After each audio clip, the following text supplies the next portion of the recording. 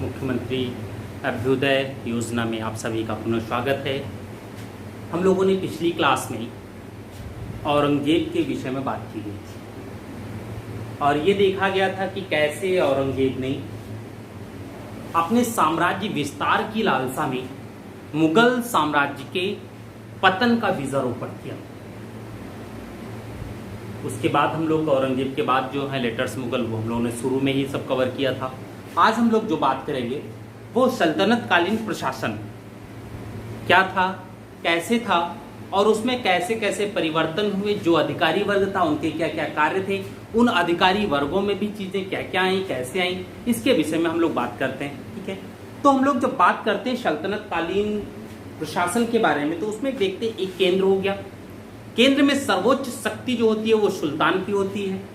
सुल्तान के बाद अगर बात करते हैं तो वजीर आता था, लेकिन बहराम शाह के समय एक नए पद का सृजन होता है, नाइब मामलिकात, और सुल्तान के जस्ट बाद सर्वोच्च शक्तिशाली पद नाइब का हो गया वहां पे। लेकिन बाद में नाइब का पद खत्म हो जाता है और फिर वजीर ही रहते हैं जिनके पास संपूर्ण सत्ता सुल्तान के बाद रहती है। वजीरों का स्वर्णकाल हम तुगलक काल को कहते हैं, क्योंकि जब हम फिरोज शाह तुगलक का देखते हैं तो उसमें खाने जहाँ तेलंगानी, एक जो तेलंगानी ब्राह्मण थे बाद में मुस्लिम हो गए, उनकी शक्तियों के बारे में देखा जाए तो वो अपार थी और उन शक्तियों के ही कारण तुगलक काल को वजीरों का स्वर्णकाल कहा जाता है या वजीर युग कह सकते हैं। ठीक है, या कहते भी हैं। अब बात हम लोग आगे करें प्रशासन, सल्तनत कालीन प्रशासन। ठीक, सल्तनत कालीन प्रशासन में भी कौन? केंद्रीय प्रशासन। ठीक है, केंद्रीय प्रशासन की जब बात करते हैं तो उसमें कई चीजें आती हैं। जैसे इस प्रशासन में सर्वोच्च शक्ति कौन? सुल्तान। सुल्तान के विषय में हम लोग लगातार बात कर चुके हैं, कैसे कैसे सुल्तान थे, कौन कितना शक्तिशाली था, कौन कितना कमजोर था, किसको कितनी शक्तियां मिली थी, कौन उससे कम था। ठीक है, अब देखिए इसमें सुल्तान क्या हो गया? सर्वोच्च शक्ति।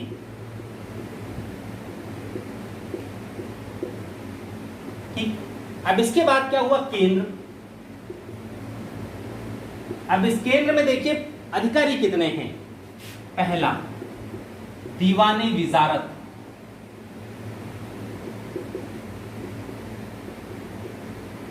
यानी जो वजीर का विभाग है उसे ही हम दीवाने विजारत कहते हैं। ठीक है, दूसरा दीवाने अर्ज,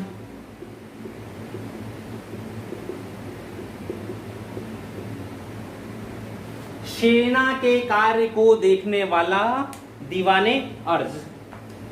तीसरा दीवाने इंसा, वैदेशिक मामले या पत्र व्यवहार इत्यादि देखता था। ये अड़ोसी पड़ोसी राज्यों से कैसे विदेशिक संबंध रखने हैं, क्या पत्र भेजना चाहिए, कौन से पत्र रिसीव करने हैं, क्या सोचना है, इसके विषय में। नेक्स्ट दीवाने रसालत, रसालत या रिसालत। ठीक है, ये चार प्रमुख हैं इसमें। फिर केंद्र से नीचे छोर प्रांत। ठीक, प्रांत को इक्ता भी कहते थे, इक्ता, प्रांत या इक्ता, यानी केंद्र से छोटी इकाई इक्ता कहलाती थी। अब इस इक्ता की बात जब हम करते हैं तो ये देखते हैं कि ये इक्ता कब आई? सबसे पहले गोरी के समय, मोहम्मद गोरी ने, अगर देखा जाए तो कुतुबुद्दीन ऐबक, इल्तुतमिश दोनों को इक्ताएं दी। उसी समय वितरण भी इक्ताओं का होता है। ठीक, अब इक्ता में जो होते थे वो हो गए इक्तादार या मुक्तादार। इक्ता को मुक्ता भी कहा जाता था। ठीक है, अलग अलग हो गई। इक्ता से जो नीचे की इकाई होती थी, यानी सॉरी प्रांत से या इक्ता से जो नीचे की इकाई होती थी वो होती थी सिक, ये जिला जैसी थी। और यहां पर जो प्रशासनिक अधिकारी होता था वो होता था सिकदार। ठीक है, ये एक सैन्य अधिकारी होता था सिकदार, और इसी का कार्य था उस क्षेत्र में राजस्व या शांति व्यवस्था की स्थापना करना। 6 से जब नीचे बात आती है तो आती है परगना। वर्तमान में भी देखा जाए तो तहसील को हम लोग परगना ही कहते हैं। जब आप कचेरी उचेरी जाएंगे तो वहां तहसील नहीं कहा जाता है, वहां परगना फला, ठीक है। और यहां पर जो ये तहसील थी, और यहां जो अधिकारी होता था वो होता था आमिल, ठीक। अब परगने से नीचे जो होता था वो होता था ग्राम, ठीक। अब जब गांव की बात होती है, ग्राम यानी गांव, और जब हम लोग गांव की बात करते हैं तो गांव में कुछ ऐसे अधिकारी होते थे जो वंशानुगत होते थे, जिनमें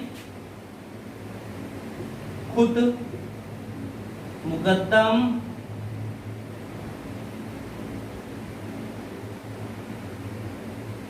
राय, रेखो, चौधरी, अलग अलग क्षेत्र, अलग अलग नाम इत्यादि, ठीक है। ये सब गांव के अधिकारी होते थे। गांव में भी 2 चीज आते हैं, ठीक है।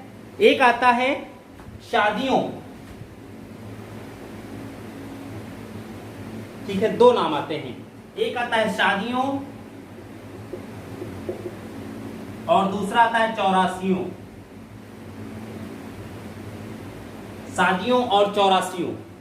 जब शादियों की बात आती है तो हम लोग ये देखते हैं बहमनी में, बहमनी साम्राज्य के निर्माण से पहले अमीर सादा की बात आती है। यह अमीर सादा थे कौन? 100 गांवों के अधिकारी, यानी इन 100 गांवों का जो समूह होता था उसको हम सादियों कहते थे, ठीक। ठीक ऐसे ही चौरासियों यानी 84 गांवों का समूह, चौरासियों कहलाता था, ठीक।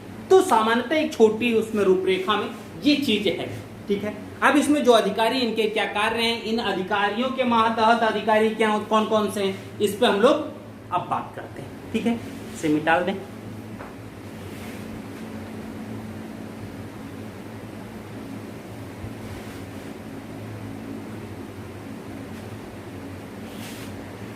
चलिए, अब हम लोगों का जो पहला अधिकारी होगा केंद्रीय प्रशासन का, वो होगा सुल्तान।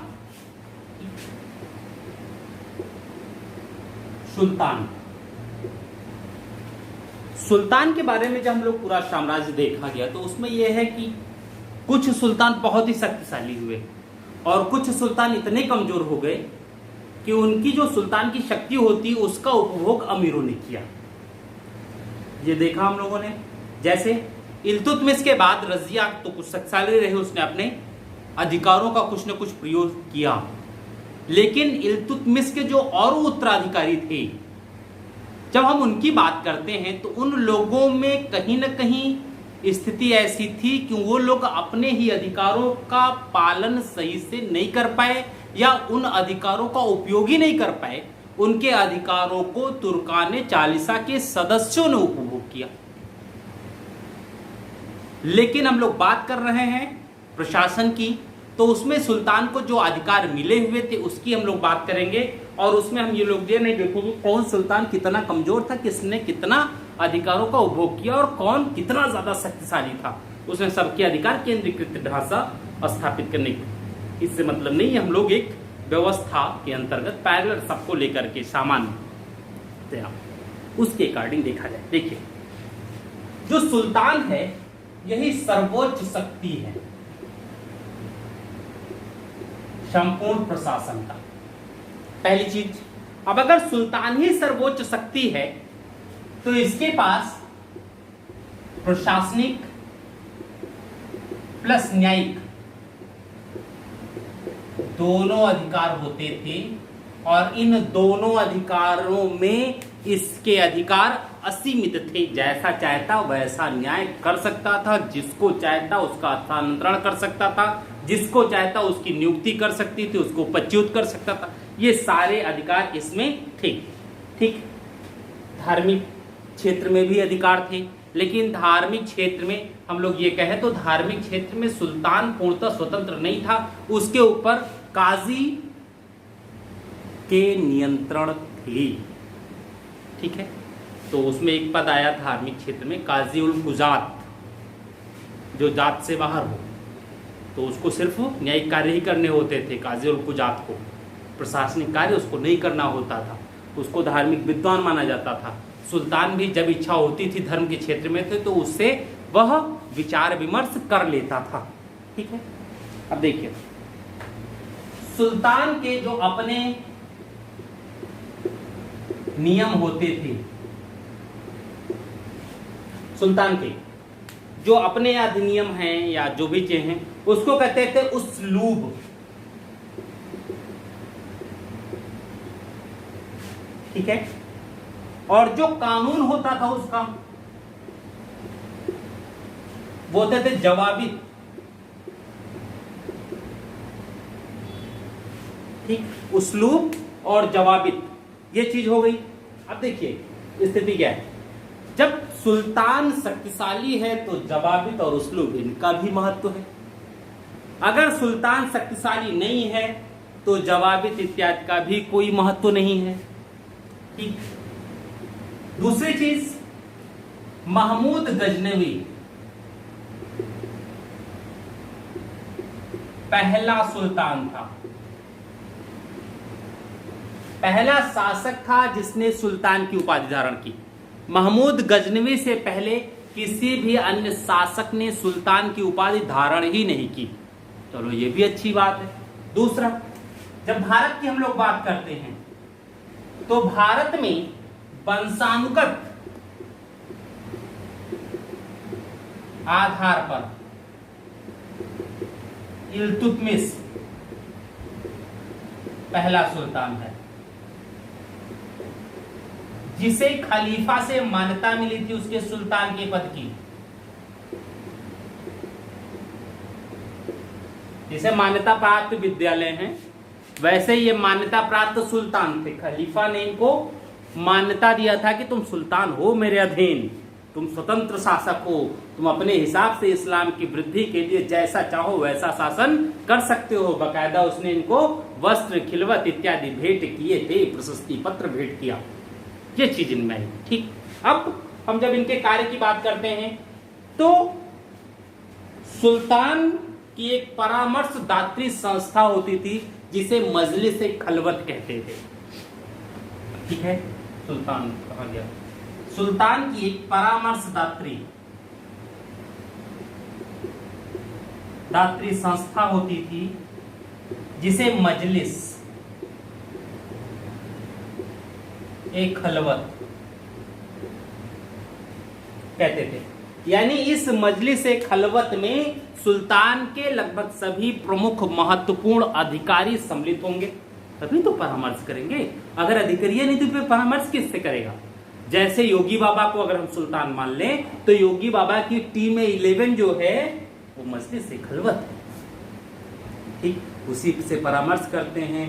वो टीम 11 जैसी बात बताती है बाबा जी वैसा बाबा आगे कार्यवाही करते हैं। ठीक है, यानी महत्वपूर्ण लोगों का, प्रशासन के महत्वपूर्ण लोगों का एक ऐसा संगठन जो सुल्तान को परामर्श दे सके।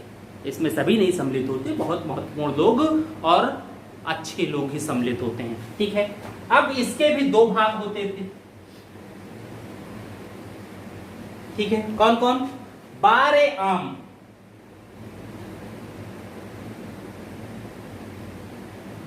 और दूसरी होती थी बारे खास। ठीक, ये जो बारे आम है इसमें सुल्तान न्यायाधिकारी के रूप में होता था।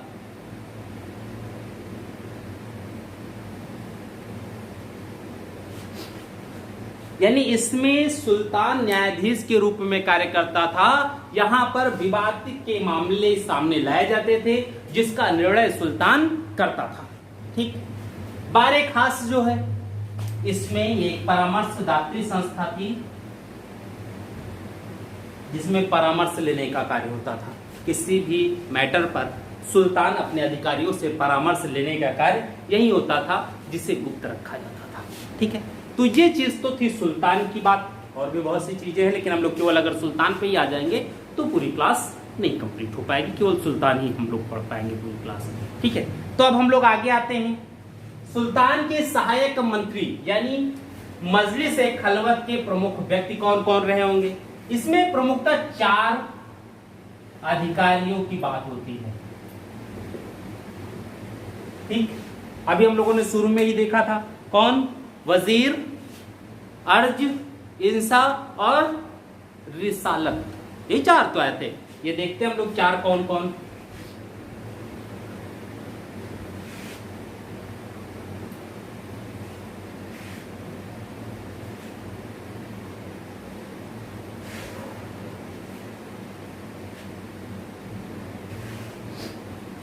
दीवाने विजारत पहला,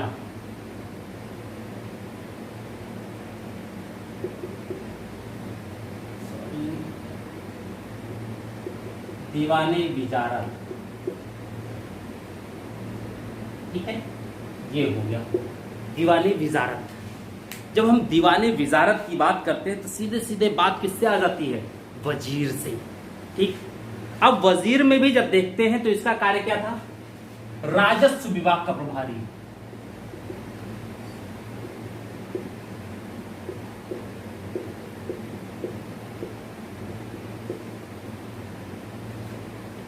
यानी निर्मला सीतारामन का जो कार्य है, दीवाने विजारत का भी कार्य वही होता था। बिना अर्थ के कोई भी प्रशासन नहीं चल सकता, और अगर बिना अर्थ के कोई प्रशासन नहीं चल सकता तो अर्थ मंत्री अच्छा होना चाहिए, ताकि अर्थ का सही से सदुपयोग हो सके। इसलिए इस पर जब भी किसी व्यक्ति की नियुक्ति होती है या होगी, तो ये मान के चलिए कि उसे अर्थव्यवस्था का अत्यधिक जानकारी होना चाहिए और एक योग्य और ईमानदार व्यक्ति होना चाहिए, क्योंकि बरनी के अनुसार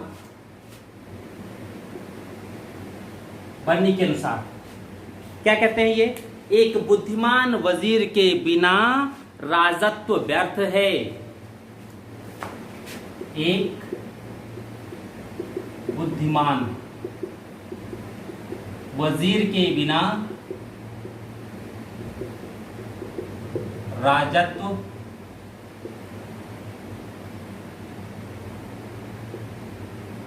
व्यर्थ है।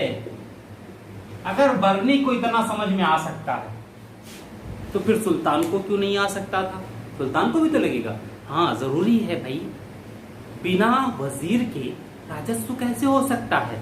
राजस्व का सही से संग्रहण हो, राजस्व जो आ रहा है उसका सही से खर्च हो, तभी तो व्यवस्था सही से चल सकती है। और अगर राजस्व का संग्रहण भी गड़बड़ है, जितना आना चाहिए उसका आधा आ रहा हो, राजस्व के जो खर्चे हैं भाई, राष्ट्र के जो खर्चे हैं उसका भी गलत तरीके से खर्च हो, तो उसमें भ्रष्टाचार की स्थिति बढ़ेगी। खर्चा अलग अलग क्षेत्रों पे होगा, जहां जरूरी है वहां कम होगा, जहां कम जरूरी है वहां ज्यादा होगा, तो ऐसे में राजत्व नहीं हो सकता। ठीक है, अब वजीर की भी 2 श्रेणियां बताई गई। वजीर की भी 2 श्रेणियां बताई गई, पहली दूसरी। पहली क्या है? वजीर तनफीज। वजीर तनफीज, ठीक, पहली हो गई। दूसरा है वजीर तनफीद, तफवीद, तफवीद, ठीक। पहला जो है उनको कहा जाता था जो सीमित अधिकार रखते थे।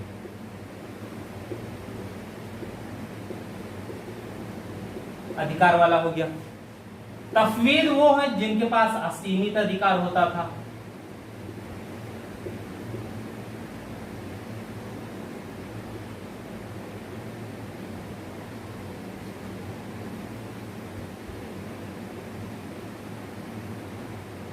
असीमित अधिकार होता था, ठीक। ये 2 हो गए, एक सीमित अधिकार वाला, दूसरा असीमित अधिकार वाला, ठीक है। लेकिन वजीर सुल्तान के कार्यों में हस्तक्षेप नहीं कर सकता था, लेकिन सुल्तान वजीर के पद को स्थानांतरित कर सकता था, समाप्त कर सकता था, उसके पद को सीमित कर सकता था, उसके अधिकार को सीमित कर सकता था। यानी वजीर को कभी शक्तिशाली बना सकता है, नहीं तो कमजोर भी बना सकता है। ठीक है, अब देखें, सामान्यतः वजीर के कार्य में सुल्तान का हस्तक्षेप नहीं होता था, लगभग ना के बराबर था, बहुत कम ही हुआ कि सुल्तान ने कम काम किया हो। ठीक, एक नया पद आता वजीर मुतलक।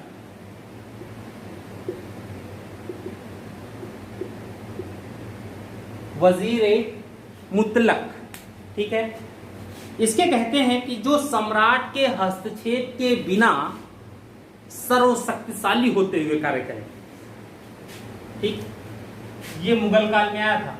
ठीक, असीमित अधिकार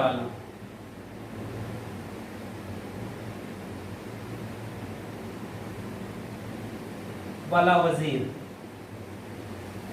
वजीर मुतलक कहा गया। ठीक है, अब समस्या ये थी कि वजीर तो हो गया सुल्तान के बाद, तो अलग अलग शासक हुए, शासकों के समय वजीर भी अलग अलग हुए। कई बार क्वेश्चन भी पूछा गया है इनके समय में कौन सा वजीर था। ठीक है, ये भी बात आई है। तो तुगलक काल को हम लोग विजारत का स्वर्ण काल कहते हैं।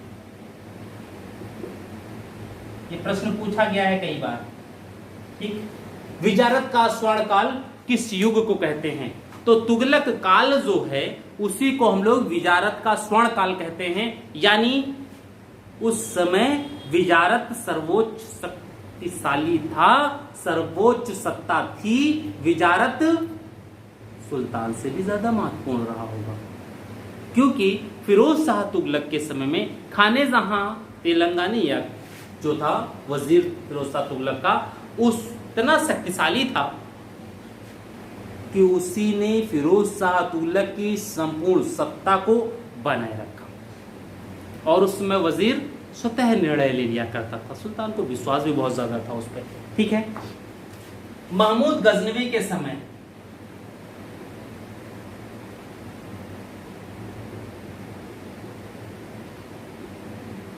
ये पूछा तो नहीं गया है, लेकिन थोड़ा सा हो सकता है भविष्य में पूछ जाए। अब्बास फजल बिन अहमद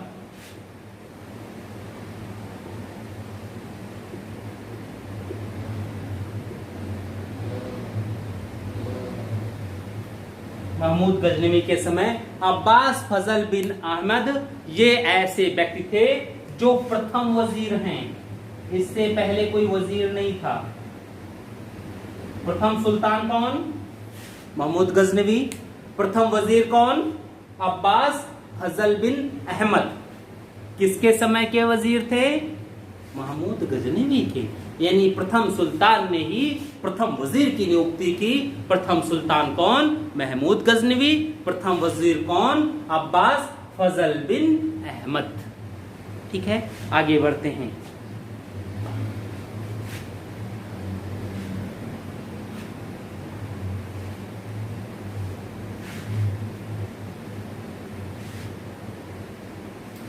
ऐबक के समय, कुतुबुद्दीन ऐबक के समय फक्रे मुदब्बिर, ये पूछे गए शायद मिलान में आया है।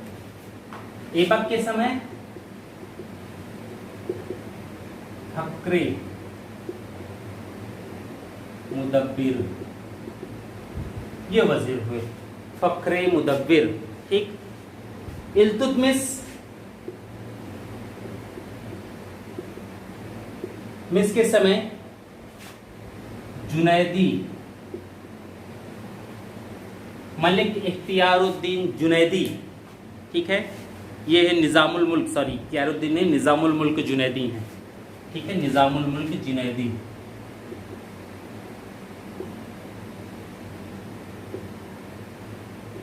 निजामुल मुल्क जुनैदी।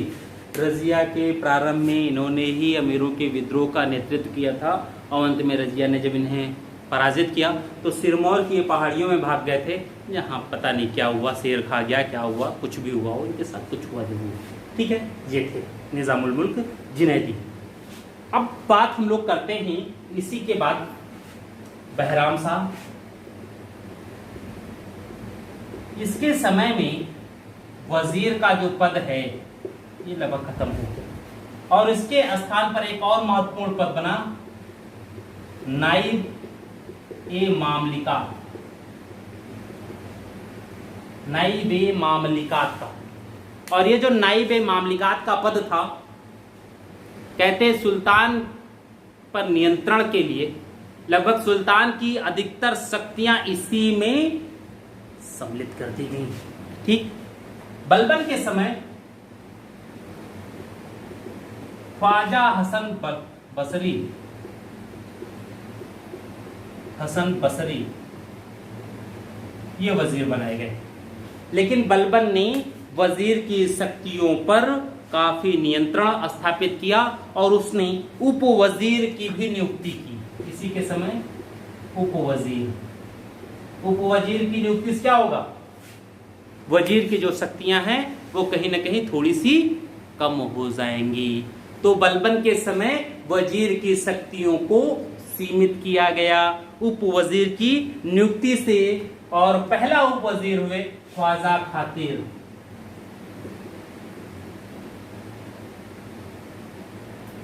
ख्वाजा खातिर, ठीक है, ये पहले उप वजीर हुए। ठीक है, अब देखिए अलाउद्दीन खिलजी में नुसरत खां को बनाया गया था। नुसरत खां के बाद मलिक काफूर को वजीर बनाया गया अलाउद्दीन के समय। नुसरत खां के बाद मलिक काफूर। अब एक चीज यहां देखिए कि अभी तक जो भी हैं वजीर उन्हें सिर्फ राजस्व से मतलब है, लेकिन अलाउद्दीन खिलजी में जो महत्वपूर्ण सेनापति हो, जो श्रेष्ठ सेनापति थे, उन्हें ही वजीर बनाया गया। यानी इस समय वजीर का कार्य विजारत की देखभाल नहीं था, सिर्फ नियंत्रण था। विजारत के कार्य करने वाले वजीर से नीचे के व्यक्ति थे। और इसके समय अलाउद्दीन खिलजी के समय अगर उसके हम भू राजस्व व्यवस्था की स्थिति को देखा जाए तो इसमें कहा जाता है एक उप वजीर थे, नाम था शरफ कयानी। इसी को श्रेय दिया जाता है अलाउद्दीन खिलजी की राजस्व व्यवस्था को सही करने के लिए, और बाद में यही शरफ कयानी नायब वजीर बनते हैं अलाउद्दीन के समय में। ठीक है, तो ये चीजें आई। ठीक, मकबूल के समय, महबूब के समय जो भी थे विजारत ही थी। अब इस विजारत में ये देखिए आप कि इस विजारत में जो दूसरे चीज आ रहे हैं, दूसरे लोग आ रहे हैं, इस विजारत के अधीन बहुत से ऐसे पद नए आएंगे, इसके अधीन बहुत से ऐसे अधिकारी भी आएंगे जिनके अपने अपने कार्य होते थे। विजारत के कार्यों को इजी बनाने का कार्य वही दूसरे लोग करते थे।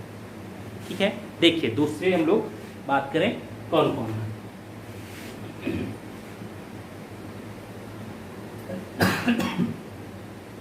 सॉरी, चलिए देखिए अब इसमें वजीर के नीचे का विभाग में कौन। पहला मुशर्रिफ ए मुमालिक, दूसरा मुस्तौफी ए मुमालिक। ये दो पद हैं और इसमें ये अक्सर कर पूछा जाता है कौन क्या था, मुशर्रिफ कौन था और मुस्तौफी कौन था। ठीक है, मुशर्रिफ और मुस्तौफी। मुशर्रिफ महालेखाकार होता था,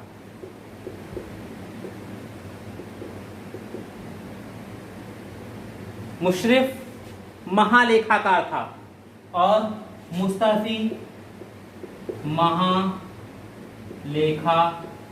परीक्षक। ये ध्यान रखिएगा, इसमें पूछा जाता है काफी। ठीक, मुशर्रिफ महालेखा, मुस्तौफी महालेखा परीक्षक। मुशर्रिफ कहने में आपको आसानी होगी, मुस्तौफी कहने में कठिनाई लग रहा है, जैसे ज्यादा शब्द बोलना पड़ रहा है। ठीक है, मुशर्रिफ, मुस्तौफी,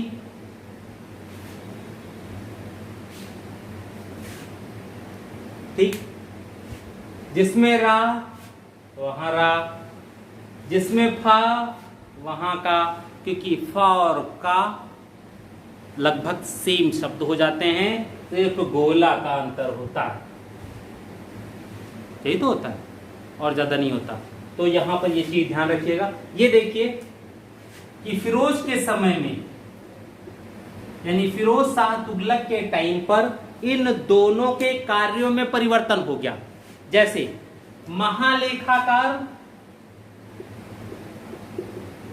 महालेखाकार आय का हिसाब रखता था और महालेखा परीक्षक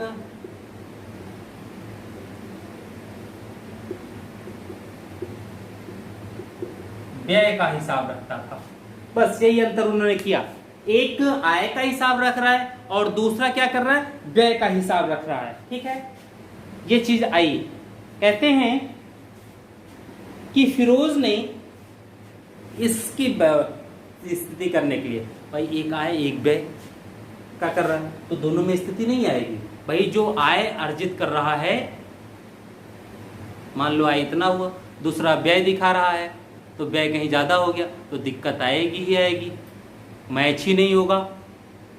तुमने कितना दिया, तुम कितना पाए, तुम कितना खर्च किए, तुम कितना राजस्व इकट्ठा किए, इसमें जब मैच नहीं होगा तो दोनों में एक दूसरे को चोर कहने की प्रणाली विकसित होगी और दोनों जब एक दूसरे के चोर कहेंगे तो उसमें विवाद की स्थिति आएगी। दोनों अपने आप को क्या करेंगे, ईमानदार सिद्ध करने की कोशिश करेंगे। तो ऐसे में फिरोज ने एक अंकेक्षक की नियुक्ति कर दी, महा अंकेक्षक,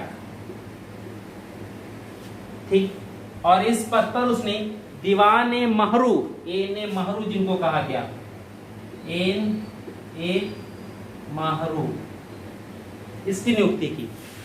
ठीक है, एन ए महरू की नियुक्ति की। इनका काम क्या था, महालेखा परीक्षक वाला काम हो गया। कहाँ, मुस्तौफी अंकेक्षण का कार्य करता था।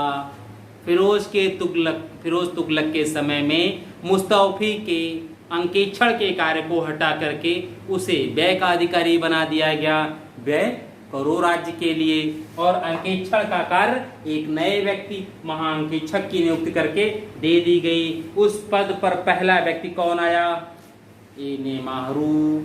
ठीक है, देखिए दूसरा दीवान इशरफ,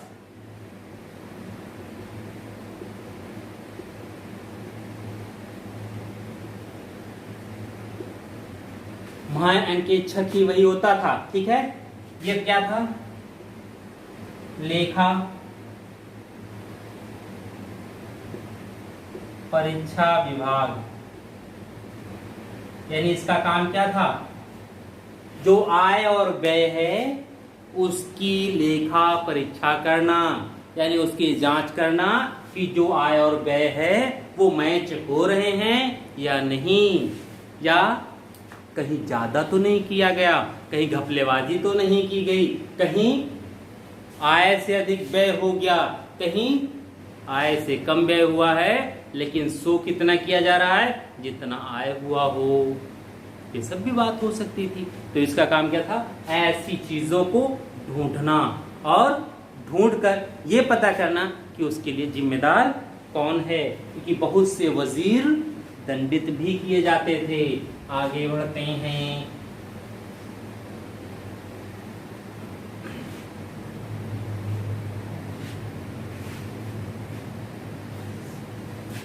दीवान वकूफ,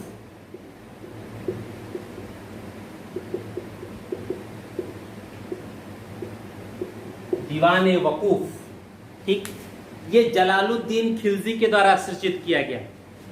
ठीक है,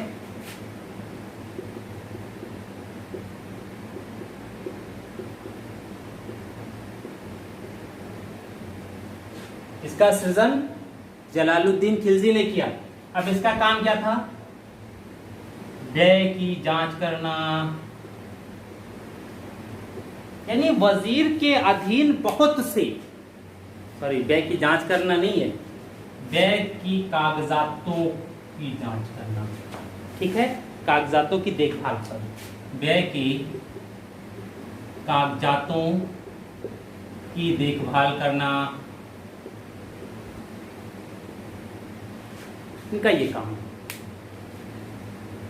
अब भाई व्यय कोई और कर रहा है, कागजात देखभाल तुम कर रहे हो, अंकेक्षक कोई और है, अंकेक्षण यानी अगर कागजातों की देखभाल ये कर रहे हैं तो अंकेक्षण करवाने का भी कार्य इसी का होगा। ऑडिट जब भी होगा तो ऑडिट कौन करेगा? जिसके पास कागजात होंगे। जिसके पास कागजात ही नहीं वो थोड़ा ऑडिट करवाएगा। ऑडिट वही करवाएगा जिसके पास व्यय से संबंधित, आय से संबंधित संपूर्ण कागजात हों, यानी कोई ऐसा भी अधिकारी रहा होगा जिसके पास आय से भी संबंधित कागजात रहे होंगे। तो आय देख कौन रहा है? वजीर। तो अगर आय वजीर देख रहा है तो आय से संबंधित कागजात किसके पास? वजीर के पास, या वजीर के अधीन किसी अन्य कर्मचारी के पास, ठीक है। दीवान इस्तिहाक,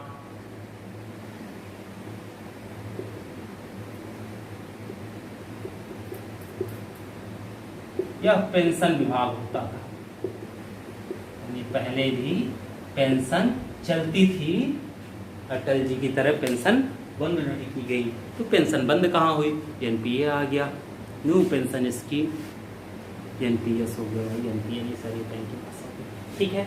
तो ये दीवान के अधीन थे। अब दीवान के बाद जब हम लोग बात करते हैं तो दीवाने अर्ज,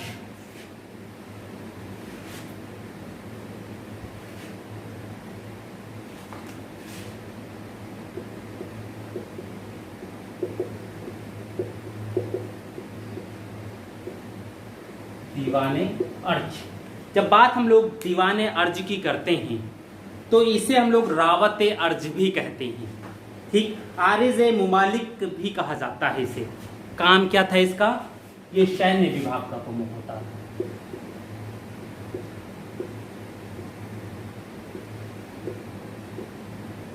इस पद को स्थापित करने वाले कौन? बलबन। दीवाने अर्ज के पद का सृजन बलबन ने किया। जब मुगल काल की हम लोग बात करते हैं तो मुगल काल में यही दीवाने अर्ज क्या हो जाता है? मीर बख्शी। इसका काम क्या था? भर्ती करना सेना की, प्रशिक्षण, शस्त्र इत्यादि, युद्धाभियान इत्यादि, बहुत से जो भी सेना से संबंधित कार्य होंगे वो सभी यही द्वारा किया जाएगा। पहला दीवाने अर्ज जो बना भारत में वो था अहमद अयाज। भाई इसका तो काम सबसे ज्यादा, अगर मध्यकाल की हम लोग बात करें तो मध्यकाल का संपूर्ण प्रशासन जो है वो सेना के ही इर्द गिर्द है। और अगर मध्यकाल का संपूर्ण प्रशासन सेना के ही इर्द गिर्द है तो सेना को संगठित होना होगा, सेना पर व्यय भी अच्छा खासा होगा। और अगर सेना पर ये सारी चीजें हो रही हैं तो स्वाभाविक है क्या, सेना को संभालने वाला भी योग्य होना चाहिए। तो यहाँ पर वो चीजें हुई, सेना को संभालने वाला अहमद अयाज जैसे व्यक्ति को नियुक्त किया गया, ठीक। अब देखते हैं इसमें कुछ और लोग हैं, इनके बारे में बात क्या किया जाए। देखिए, बर्नी कहते हैं कि अलाउद्दीन खिलजी के समय में, बर्नी के अनुसार अलाउद्दीन खिलजी के समय में दीवाने अर्ज विभाग का महत्व अन्य विभागों की तुलना में बढ़ गया था। क्यों? क्योंकि अलाउद्दीन खिलजी के पास एक बड़ी सेना थी और जो सेना थी वह भी बहुत अच्छी सेना थी, पराजय उसे नसीब नहीं हुआ, ठीक है। और अलाउद्दीन खिलजी के समय में जो दीवाने अर्ज था, नाम था मलिक नासिरुद्दीन मुल्क सिराजुद्दीन, मलिक नासिरुद्दीन मुल्क सिराजुद्दीन। ये किसके समय में है? अलाउद्दीन खिलजी के समय। क्या है? दीवाने अर्ज हैं। अब जो दीवाने अर्ज होता था ये सेनापति नहीं होता, प्रमुख सेनापति नहीं होता था, एक चीज ध्यान रखिएगा।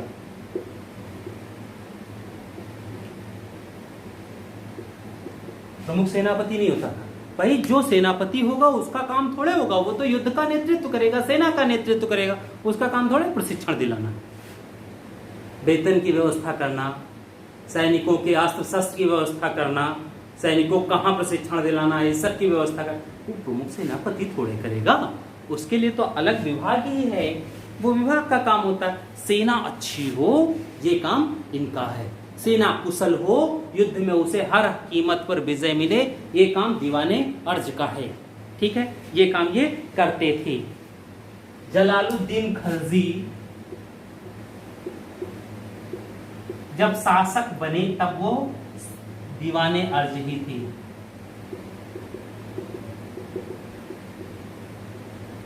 अब देखिए एक चीज और ध्यान रखिएगा, जो सैनिक होंगे उनकी आस्था कहीं ना कहीं इसमें होगी, क्योंकि वेतन यही देता, प्रशिक्षण यही कराता, भर्ती यही करता है, पदच्युत यही करेगा, हर काम जब यही करेगा तो इसमें आस्था तो स्वाभाविक है, बनेगी ही बनेगी, क्योंकि हमारे आका तो आप ही हैं। ठीक, नेक्स्ट हम लोग आते हैं दीवाने इंसाफ।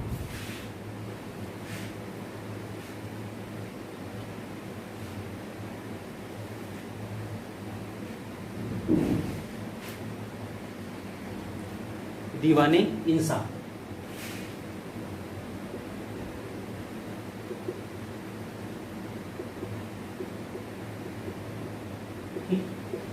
जैसी कि हम लोग बात कर चुके हैं अभी, पत्र व्यवहार विभाग होता था। ठीक, इसका काम क्या था कि शाही सचिवालय की तरह है दीवाने इंसाफ, शाही सचिवालय की तरह। सुल्तान के आदेश जो हैं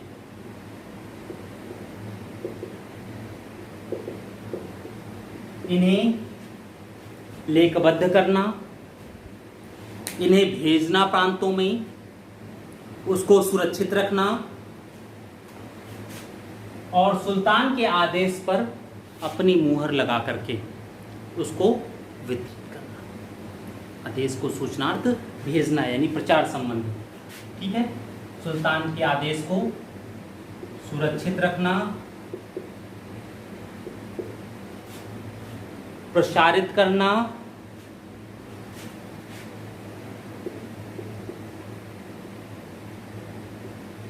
इत्यादि जो भी समझ सकते हैं आप, वो टोटल काम इसी का था, किसका? दीवाने इंसा का। ठीक है, यहाँ का जो प्रधान होता था, दीवाने इंसा एक विभाग है, प्रधान जो होता था उसे कहते हैं दबीर मुमालिक।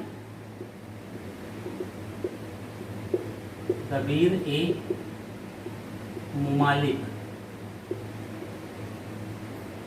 दीवाने इंसा का क्या होता था? प्रधान अधिकारी, दबीरे मुमालिक होता था। ठीक, अनुदान संबंधी आदेश, अनुदान संबंधी आदेश इसी के द्वारा जारी होते थे। अगर इसने अनुदान संबंधी आदेश जारी नहीं किया और इस पर मुहर नहीं लगाया तो वह चीजें नहीं हो सकती थी। सुल्तान के फरमान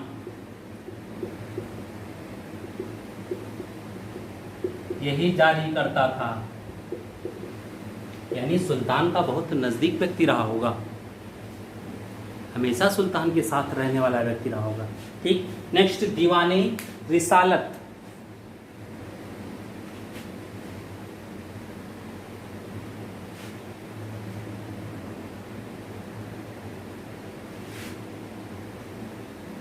दीवाने रिसालत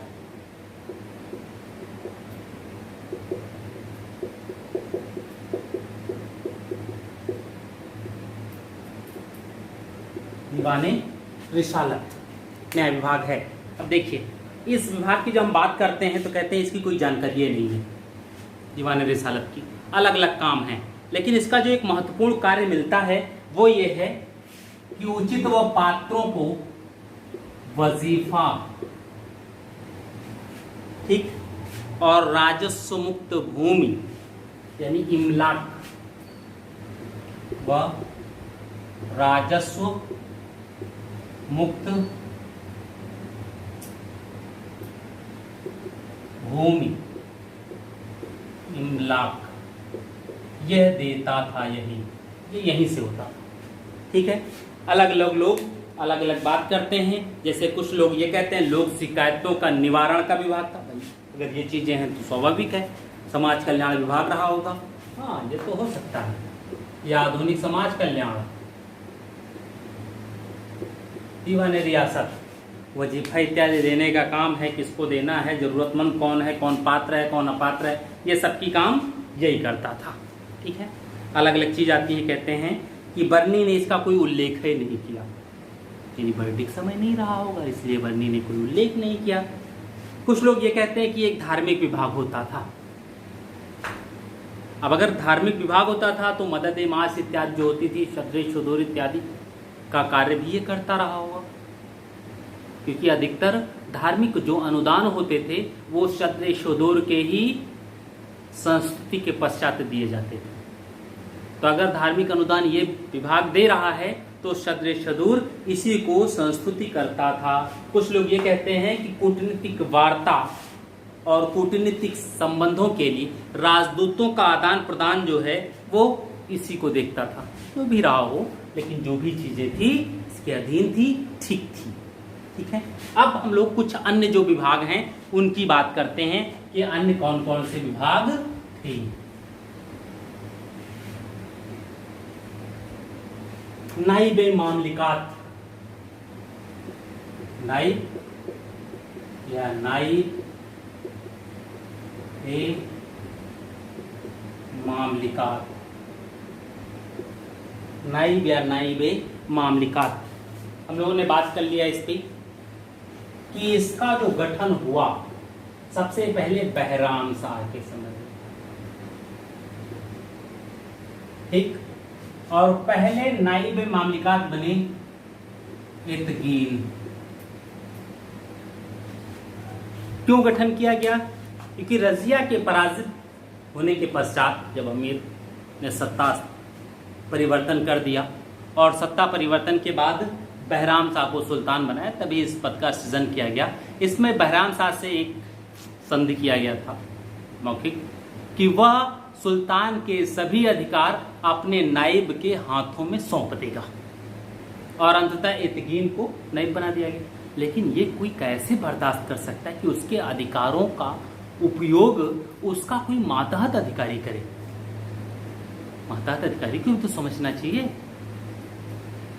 कि इससे सुल्तान के साथ उसके संबंध कटु हो सकते हैं।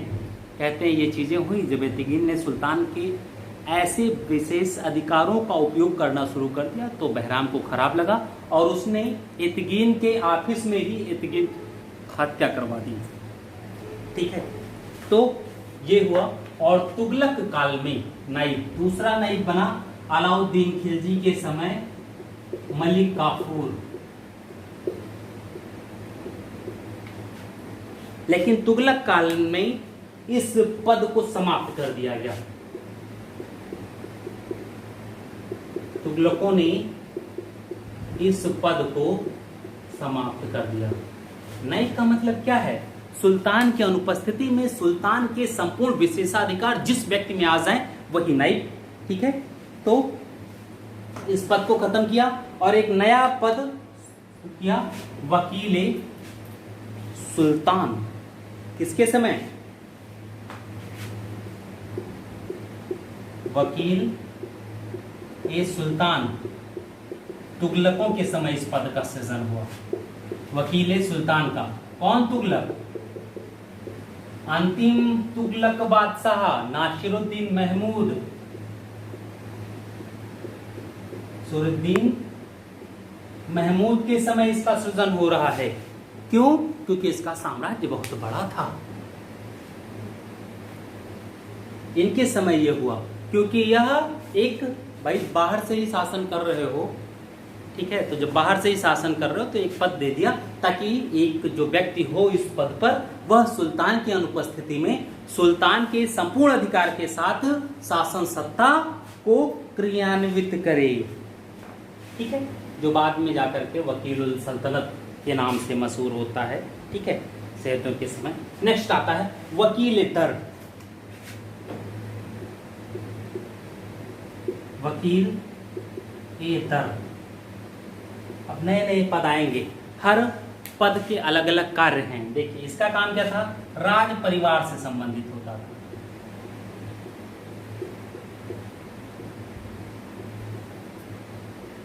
अब अगर राज परिवार से संबंधित है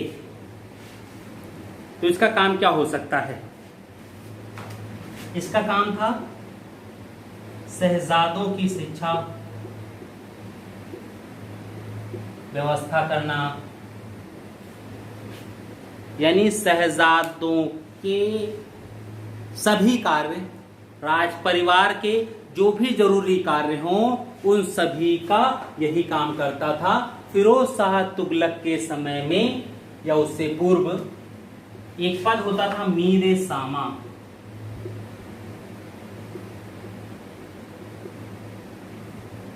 ठीक, ये मीरे सामा का पूर्वगामी पद है, ठीक है। मीरे सामा कब मिलता है, मुगल काल में, ठीक। मीरे सामा को क्या कहता है, शाही कारखाने का अधीक्षक।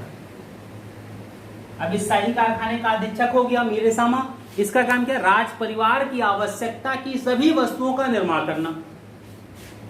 वो निर्माण हो पाए तो ठीक है, नहीं निर्माण पर हो पाती हैं तो उनकी कहीं ना कहीं किसी न किसी प्रकार से व्यवस्था करो ताकि वो कमी ना हो पाए, उनको उपलब्ध कराओ राज परिवार। वही हाल क्या वकील-ए-दर का है, इसका काम क्या है, राज परिवार की आवश्यकता की सभी वस्तुओं की पूर्ति करना। वो पूर्ति तुम कैसे करते हो ये तुम्हारा हेडक है, बस उस पद पर हो तो वो कार्य आपका होगा, ठीक है। नेक्स्ट हम लोग देखते हैं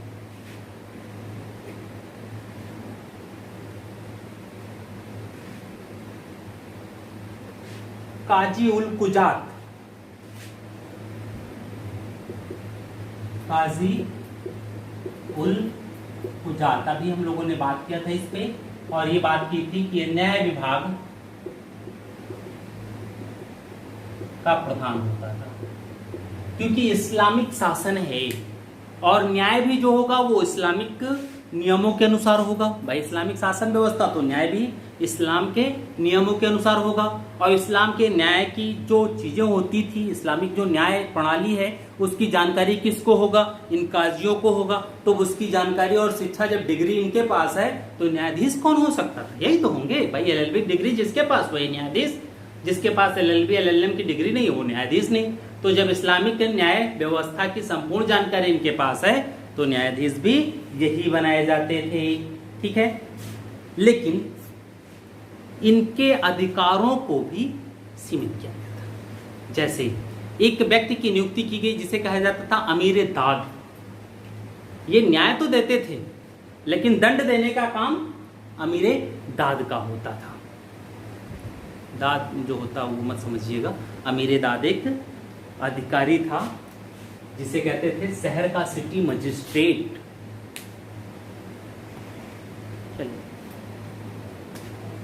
लेकिन हम बात करते हैं इसकी तो ये देखते हैं कि सुल्तान जो है वो न्याय में भी अंतिम होता था, यानी काजी जो है के जो निर्णय होते थे वो अगर किसी समझ में आए तो अंतिम न्यायालय सुल्तान की न्यायालय होती थी, ठीक। यानी सुल्तान के नीचे जो होता था वो प्रमुख न्यायाधीश काजी होता था, सर्वोच्च न्यायाधीश वो होता था। अब हम जब काजी की बात करते हैं तो ये देखते हैं कि इस पद पर अनेक प्रकार के लोगों की नियुक्ति की गई। विदेशी की भी नियुक्ति हुई, दास की भी नियुक्ति हुई, ठीक है, अलग अलग। जैसे हमीद एक व्यापारी था, हमीद ये काजी बना। इब्न बतूता ये काजी बना। ठीक है, ये लोग आते हैं। अलाउद्दीन खिलजी के समय हमीद को बनाया गया था। मोहम्मद बिन तुगलक ने इब्न बतूता, भाई एक विदेशी है, मोरक्को का यात्री है, उसे इस्लामी कानून से क्या मतलब। लेकिन इब्न महमूद, जब एमबीटी की हम बात करते हैं तो ये देखते हैं एमबीटी के समय में इस्लामिक कानून बहुत मायने नहीं रखता था, योग्यता के अनुसार लोगों को उसके पद दिए जाते थे। ठीक, जब सेना की बात आती है तो सेना में न्याय का काम होता था वो काजी लश्कर करता था। काजी ए लश्कर करता था। ठीक, शहर में जब बात आती थी तो शहर में एक बात होता था अमीर दाद। ठीक, ये सेक्रेटरी वो सिटी मजिस्ट्रेट की तरह है। इसका काम क्या होता था, काजी की मदद से दंड देना, दंडित करना और व्यवस्था को बनाए रखना। ठीक, न्याय प्रणाली में काजी की मदद मुफ्ती करता था। मुफ्ती क्या काम होता था, सजा जो होती थी कानून की व्याख्या करना। ठीक है, मुफ्ती का काम होता था कानून की व्याख्या करना। ये सिर्फ बता सकते थे कि इस बंदे को किस नियम के तहत कौन से एक्ट में कितनी सजा हो सकती है, ये इनका काम होता था। निर्णय काजी लेता। ठीक है, ये काजी का काम होता था। ठीक, अमीर दाद की जो स्थिति थी इसका सहायक होता था दाद बेग। ये एक पुलिस अधिकारी की तरह होता था, नायबे दादबक या दाद बेग। ये एक पुलिस अधिकारी होते थे, जैसे दरोगा की तरह। ये घोड़ा पर सवार होकर के टहलते रहे, कहाँ चोर उचक्के हैं, किसको पकड़ने, कब पकड़ने, उठा के लाओ अमीर दाद के पास। अमीर दाद अब उसको सजा का जो भी व्यवस्था हो वो सब करता था। ठीक है, हिंदुओं को अगर मुकदमे हैं इनके तो गैरत श्री कानून के आधार पर होता था इनकी मुकदमों की सुनवाई। गैरत श्री कानून, इसके आधार पर मुकदमे सुने जाते थे। ठीक है, सामान्यतः जब सभी लोग वही हैं तो मुकदमों की सुनवाई अगर हिंदू वर्सेज मुसलमान है तो उसमें इस्लामिक नियम ही लागू होते थे। लेकिन अगर हिंदू वर्सेज हिंदू है तब गैर श्री कानून लागू होता था। ठीक है, आगे बढ़ते हैं। शद्रुस शुदूर,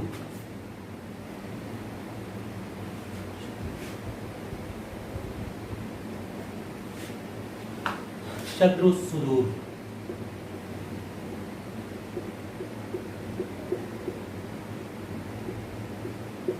शद्रुस शुदूर। ठीक, हम लोग बात कर रहे थे क्या है, धर्म विभाग का प्रमुख होता था ये। ठीक है,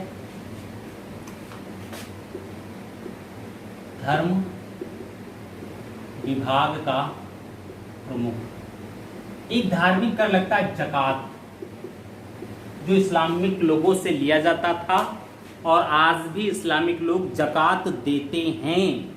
इस जकात टैक्स जो मिलता था इस पर अधिकार इसका होता था, सदरुस सुदूर का। अब इस जकात का उपयोग इस्लाम धर्म की वृद्धि में ये कैसे करेगा, ये टोटल निर्णय सदरुस सुदूर का होता था। ठीक, वह इस जकात का उपयोग मस्जिद, मदरसे, मकतब इत्यादि में करता था। ठीक है, कहते हैं अधिकांशतः, ज्यादातर मामलों में देखा गया, अधिकांशतः सद्र व सुदूर व काजी का पद, काजी उल कुजा, ये दोनों पद एक ही व्यक्ति को दिए गए।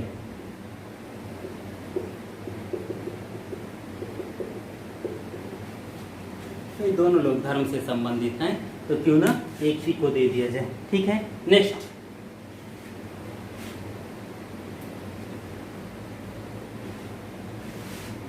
बरीद मुमालिक,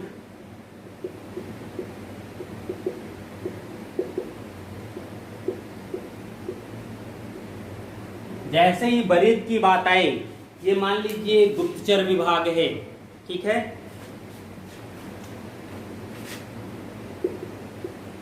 गुप्तचर विभाग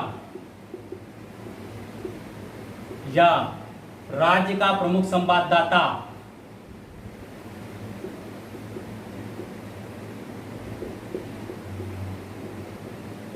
हर जगह की खबर इसको लानी है और वो खबर डायरेक्ट सुल्तान से देना था। इस पर जो नियंत्रण है वो सुल्तान का होता था। इसकी मदद से सुल्तान अपने अमीरों पर नियंत्रण रखता था, उनके मनोबल को कम करने के लिए। इसी को आधार बनाया किसने? बलबन और अलाउद्दीन खिलजी ने। किसके मनोबल को? अपने अमीरों को, ठीक है। यहां तक कि बलबन नहीं, बहलोल ने भी, बहलोल के विषय में तो ये कहा जाता है कि उसने भूत प्रेत पाल रखे थे। बलबन ने अपने बदायूं के बरीद की हत्या करवा दी थी। क्यों? क्योंकि इसने एक छोटी सी सूचना बलबन तक नहीं पहुंचाई, क्योंकि उसको ऐसा लगा कि यह सूचना किसी उपयोग की नहीं, इसलिए हत्या करवा दी। ठीक, नेक्स्ट, मुन्हियान, मुन्हियान या मुन्ही, ठीक है, ये गुप्तचर होते थे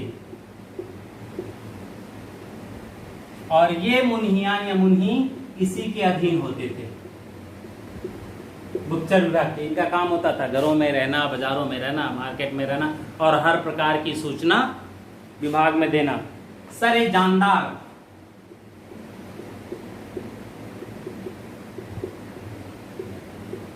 ये अंगरक्षक होते थे, किसके? सुल्तान के। सुल्तान की अंगरक्षक का प्रधान होता था सरे जानदार, ठीक है। इनका काम था सुल्तान का सुरक्षा करना, ठीक है। अमीर हाजिब,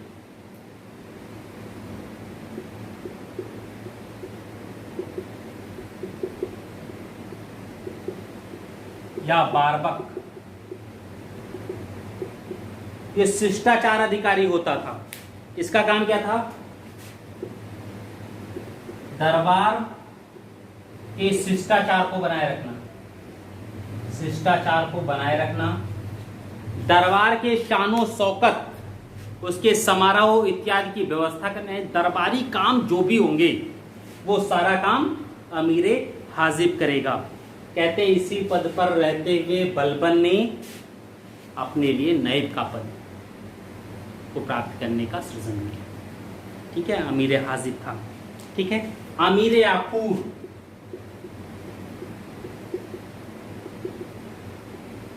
आकूर ये अश्वशाला का प्रधान होता था। जैसे रजिया के समय था याकूत, जमालुद्दीन याकूत अमीर आकूर ही था और उसकी हत्या कर दी। चश्नीगीर, चश्नीगीर, ठीक है। ये क्या है? ये शाही रसोई का प्रबंधक था।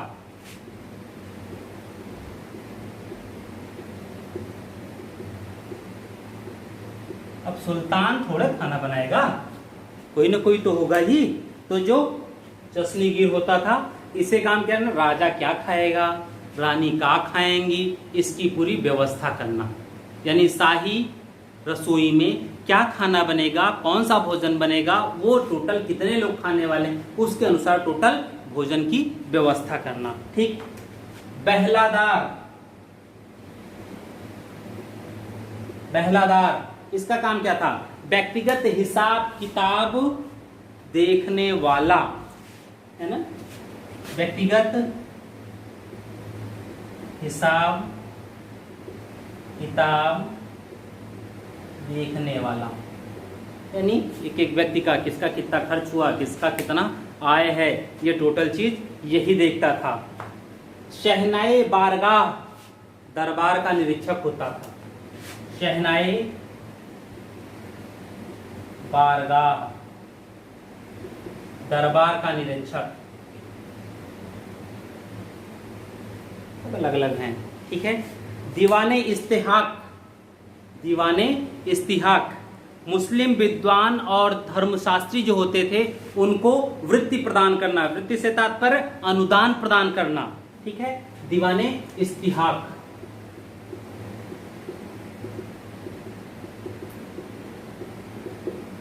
मुस्लिम धर्म के ज्ञाताओं को अनुदान देना, ठीक है, इसका ये काम था। और भी बहुत से अधिकारी थे जिन पे बहुत ज्यादा वो है नहीं। तो ये तो केंद्रीय प्रशासन हो गई। अब आते हैं हम लोग प्रांतीय प्रशासन पे।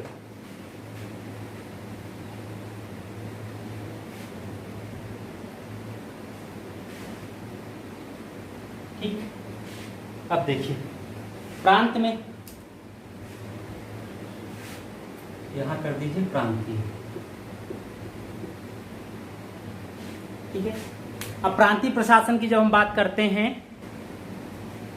ठीक, जैसे प्रांतों को हम लोग इक्ता, खित्ता या विलायत इत्यादि भी कहते थे, ठीक है। और यहां पर जो अधिकारी नियुक्त होता था उसको इक्तादार, सूबेदार, सूबा भी कहा गया है मुगल काल में, ठीक है, इसको सूबा, ये मुगल काल में कहा गया, ठीक है। ये चीजें आती हैं। मुक्ता, मुक्तादार या नाजिम इत्यादि नाम मिलते हैं, ठीक। अब जब हम लोग बात करते हैं तो ये देखा जाता है कि आधुनिक परिप्रेक्ष्य में ये देखते हैं कि जो परगनों की बात आती है वो आती है अकबर के समय से, कि परगनों का जो निर्माण शुरू हुआ वो अकबर के समय हुआ। लेकिन जब हम दूसरे अर्थों में बात करते हैं तो उसमें ये देखते हैं कि परगनों की शुरुआत मोहम्मद बिन तुगलक के समय मिलती है। और उस समय शिहाबुद्दीन अल उमर जो अरब लेखक हैं, ठीक है, शिहाबुद्दीन अल उमर, ये अरबी लेखक हैं। इन्होंने यमबीटी के समय परगनों की संख्या 24 बताई है, ठीक, सॉरी परगने नहीं, 24 प्रांत थे। जबकि इब्न बतूता परगनों की संख्या 23 बताता है, ठीक। बर्नी के अनुसार दक्षिण को छोड़कर, ठीक है, सल्तनत काल में 20 प्रांत थे बर्नी के अनुसार। अब अगर हम दक्षिण को भी ले लें तो दक्षिण में 5 प्रांत, और बर्नी के अनुसार दक्षिण को छोड़ करके 20 प्रांत, यानी बर्नी के अनुसार भारत में 25 प्रांत रहे होंगे, यही तो। या तो फिर उत्तर भारत के किसी प्रांत को मर्ज कर दिया गया होगा, ये भी चीजें आ सकती हैं, ठीक है। रक्षक सेना युक्त प्रांत जो होता था, रक्षक सेना युक्त प्रांत या शहर, ठीक, प्रांत या शहर जो होता था वो महरूसा कहलाता था, महरूसा कहा जाता था। जैसे छोटे, कुछ प्रांत छोटे रहे, कुछ प्रांत बड़े रहे, कुछ प्रांत अलग तरीके के रहे, ठीक है। अब हम लोग आते हैं इक्तादारी प्रांत व्यवस्था की। जब हम बात करते हैं तो इक्ता में प्रांत नहीं, ठीक है, इक्ता में अलग व्यवस्था आ जाती है, प्रांतीय व्यवस्था की बात वहां नहीं आती है। स्थानीय प्रशासन,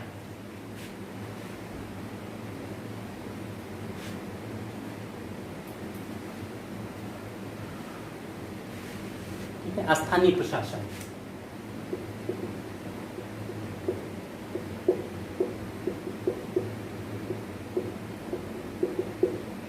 स्थानीय प्रशासन में दो चीजें आती हैं। सबसे पहले तो आया प्रांतों का विभाजन, किसमें? सिकों में। और सिकों को क्या कहते हैं हम लोग? आधुनिक जिला जैसे थे, ठीक। बाद में एक आया सरकार। सरकार ये शेरशाह के समय आता है। सरकार की हम लोग तुलना क्या करते हैं? मंडल से करते हैं कि सिख और प्रांत के बीच की इकाई सरकार रही होगी, ठीक है। कुछ इतिहासकारी हैं जो ये कहते हैं नहीं, जिलों को ही सरकार कहा गया, सिख जो था उसको खत्म कर दिया गया। जो भी रहा हो वो उस समय की बात है, ठीक है। अब देखिए, सिख का जो प्रधान होता था वो होता था सिकदार। सिकदार का काम क्या है? उस सिख में शांति व्यवस्था और कानून व्यवस्था की स्थापना, यानी जिस परगने का, जिस सिख का वह अधिकारी है, वह अपने सिख में कानून व्यवस्था बनाए रखने का कार्य करेगा, ठीक है। अब अगर ये कानून व्यवस्था का कार्य कर रहा है तो इसके इतिहास से भी चले। इस सिख का निर्माण जो है बलबन के समय होता है। कब? 1279 में। सबसे पहले सिख का निर्माण बलबन के द्वारा 1279 ईस्वी में किया गया, ठीक है। लोधी और फिर मुगल में फिर से सासूरी के समय यानी अफगानों ने इसी सिख को क्या कहा? सरकार की संज्ञा दी, ठीक है। अब इस सिख का जो विभाजन है, इसका विभाजन किसमें हुआ? परगने में, ठीक। और परगने का प्रमुख अधिकारी कौन? आमिल। यही तो था, परगने का प्रमुख अधिकारी आमिल, ठीक। इसका काम क्या है?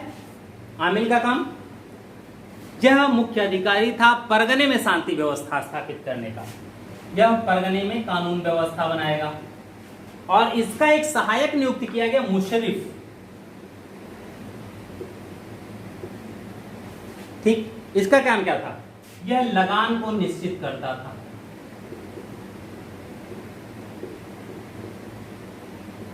अब अगर मुशर्रिफ लगान को निश्चित कर रहा है तो इस लगान की वसूली कौन करेगा?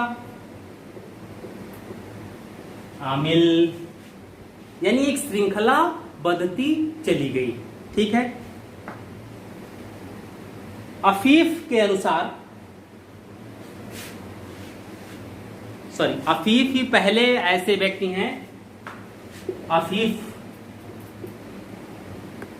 जिन्होंने परगना शब्द का पहली बार उल्लेख किया, उपयोग किया।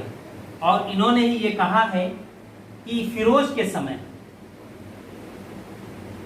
समय दोआब में 55 परगने थे, ठीक है। इन्हीं के समय, कि फिरोज के समय दोआब में 55 परगने थे। परगना शब्द का पहली बार उपयोग भी इन्होंने ही किया। इससे पहले किसी भी इतिहासकार ने परगना नाम नहीं लिया, ठीक। तो ये परगना। अब इससे नीचे ग्राम प्रशासन आते हैं। ग्राम प्रशासन पे भी देखा जाए क्या है।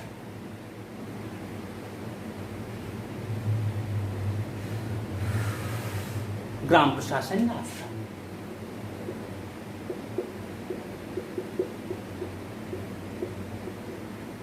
ग्राम प्रशासन जो है उसमें सामान्यतः हम लोग देखते हैं एक ही व्यवस्था चलती है, उसमें ज्यादा छेड़छाड़ करने की कोशिश नहीं की।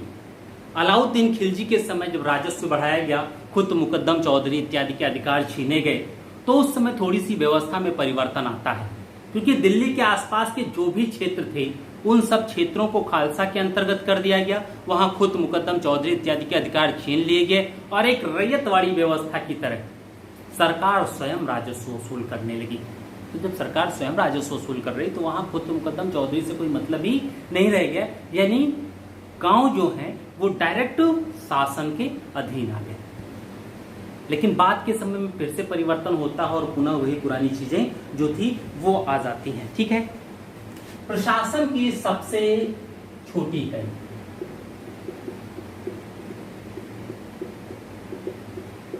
सबसे छोटी इकाई क्या है? गांव। ठीक। और यहां पर खुद और मुकद्दम, खुद और मुकद्दम ये अधिकारी होते थे। ठीक। खुद, मुकद्दम, चौधरी। और ये अधिकारी थे कैसे? पैतृक अधिकारी, पैतृक। ठीक। ये एक पैतृक अधिकारी हैं, यानी ये अधिकारी हैं, इनके बाद इनका बेटा होगा, उसके बाद उसका बेटा होगा, उसके बाद उसका बेटा होगा, उसके बाद उसका बेटा होगा। अब यानी अगर ये सब गांव की व्यवस्था चला रहे हैं तो इनको भी तो कुछ मिलना चाहिए, नहीं मिलना चाहिए। होता क्या था, इन्हें अपनी भूमि पर रियायती कर देना होता था, यानी इन्हें स्वयं की भूमि पर रियायती दर से लगान देते थे, जिसे किस्मत खूती कहते थे।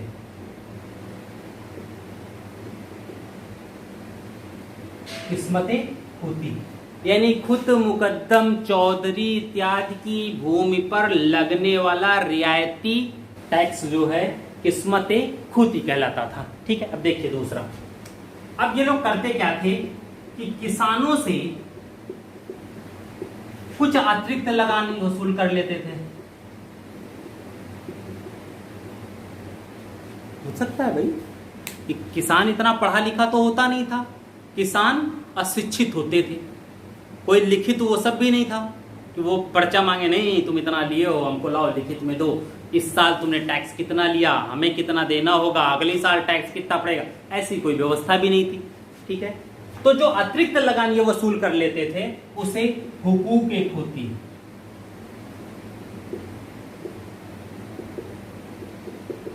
एक खूती कहा जाता था। यानी ग्राम स्तर पर किसानों का शोषण करने वाले कौन? खुद, मुकद्दम, चौधरी थे। ठीक। अब देखिए अलाउद्दीन खिलजी ने क्या किया।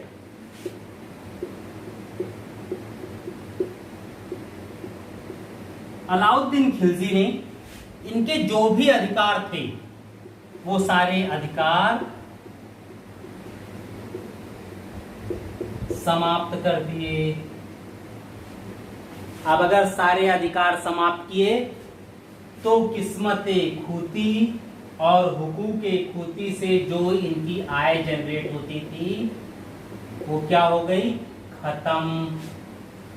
अब अगर आय जनरेट खत्म हो गई तो एक तरफ से तो आय खत्म हुई, दूसरी तरफ ये जो रियायती टैक्स था तो ये रियायती टैक्स नहीं रहेगा, रहेगा नहीं। यानी यहां पर क्या हुआ? आय भी खत्म हुई, इसके अलावा टैक्स की मात्रा भी बढ़ गई। इसीलिए बर्नी कहता था कि अलाउद्दीन खिलजी के समय इनकी स्थिति, आर्थिक स्थिति इतनी खराब हो गई थी कि इनके घर की महिलाओं को मुस्लिमों के यहाँ जाकर के चौका बर्तन करना पड़ता था, तब कहीं जाकर के इनके यहाँ भोजन की व्यवस्था होती थी। आस पड़ोस छुटके छुटके। लेकिन जैसे ही खिलजी वंश समाप्त हुआ उसके बाद पुनः इनके अधिकार बहाल कर दिए गए। अब देखिए, अब अगर खुद मुकद्दम के अधिकार छीने गए, समाप्त किए गए, तो अलाउद्दीन ने यहाँ कोई नई व्यवस्था तो दी होगी। तो उसने क्या किया यहाँ व्यवस्था में? इन गांवों में राजस्व वसूली हेतु कुछ अधिकारियों की नियुक्ति की, जिसमें आमिल, परगने से इनको भी नियुक्त कर दिया गया, नौसिंदा एक नया पद, ठीक, नौसिंदा। दूसरा सरहंग, सरहंग नया पद। तीसरा मुहस्सिल, इनकी नियुक्ति की गई। तो ये नए नए पद आए, इनकी नियुक्ति हुई। इन लोगों ने गांव की जो व्यवस्था थी, जो खुद मुकद्दम चौधरी अब तक देखते आ रहे थे, वो सारी व्यवस्था इन लोगों ने देखनी प्रारंभ कर दी। अब समस्या क्या आ जाएगी यहां पर देखिए, अब बात आएगी आय व्यय की। ये लोग कैसे हैं? वैतनिक अधिकारी हैं। टैक्स भी बढ़ा दिया। अलाउद्दीन खिलजी के देखे राजस्व पर 50% कर दिया था, तो जो अब तक 33, 34, 35, 40% तक था, उसे उसने 50% किया। इसके अलावा कुछ और टैक्स मिला करके 75% तक लगभग टैक्स राजस्व वसूल कर रहे थे। चीजें आ गई थी यहाँ पर। अब ऐसी स्थिति में क्या होगी समस्या देखिए, ये वैतनिक अधिकारी हो गए, इनके वेतन का भार तो पड़ेगा ही पड़ेगा, नहीं पड़ेगा। पहले ये अवैतनिक अधिकारी थे, सिर्फ किस्मत एक खुदी और हुकूक एक खुदी पर काम कर रहे थे। यानी एक भूमि है जिस पर टैक्स लिया जाए लेकिन बहुत छोटी मात्रा में, यानी खुद मुकद्दम को बहुत कम रेट पर सरकार राजस्व वसूली का कार्य करवा रही थी। इनको दिया जाएगा तो वहां तो ये नहीं करेंगे, ये क्या होगा, भ्रष्टाचार भी बढ़ेगा और बाकायदा इनको वेतन भी अलग से देना पड़ेगा। इसीलिए हो सकता है बाद के समय में इनको इनके पदों से हटा दिया गया हो। ठीक है, जो भी बात रही हो, लेकिन ये चीजें आई। अब देखते हैं गांव में कुछ और चीजें, जैसे इब्न बतूता। हाँ, अलाउद्दीन के समय पटवारियों का की प्रथा आरंभ हुई। ठीक है, कारकुन जो होते थे, पटवारी या कारकुन, ठीक है, इनके बहियों की निरीक्षण की प्रथा आरंभ हुई कि क्या ये भी जो कार्य कर रहे हैं क्या सही कर रहे हैं कि नहीं। इनकी भी जो बही है उसकी भी जांच होने लगी, क्योंकि ये लोग भी भ्रष्टाचारी होते थे, बहुत ज्यादा भ्रष्टाचार करते थे ये लोग। ठीक है, पता चल रहा है किसी के ऊपर 5 रुपया का है और ये लगाए 15 रुपया है, तो उसकी भी जांच आने लगी। इब्न बतूता ने 100 गांव के समूह और 84 गांव के समूह का उल्लेख किया है। इब्न बतूता ने 100 गांव के समूह को उसने शादी कहा। ठीक, 84 गांव के समूह को उसने 84 यूं कहा।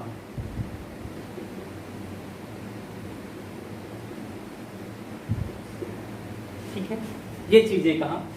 100 गांव समूह अमीर सांदा, जिनको कहा गया दक्षिण में बहमनी राज्य की जब स्थापना होती है तो इन्हीं अमीर सांदाओं ने विद्रोह किया था और परिणाम स्वरूप बहमनी राज्य की स्थापना हुई। ठीक है, तो ये चीजें आई थी। हम लोग अब सल्तनत कालीन जो प्रशासन है वो हम लोगों ने देख लिया। अब एक क्लास मुगल और उसी में हम लोग थोड़ा कोशिश करेंगे, यही सब है, मुगल में ज्यादा नहीं है। ठीक है, तो उसमें हम लोग थोड़ा सा अष्टप्रधान की बात करें। ठीक है, तो मध्यकाल में एक क्लास मुगल और शिवाजी का अष्टप्रधान, ये चीज देखना है। आज की क्लास बस हम यहीं समाप्त करते हैं। मुख्यमंत्री अभ्युदय योजना में जुड़ने के लिए आप सभी का बहुत बहुत स्वागत है। धन्यवाद।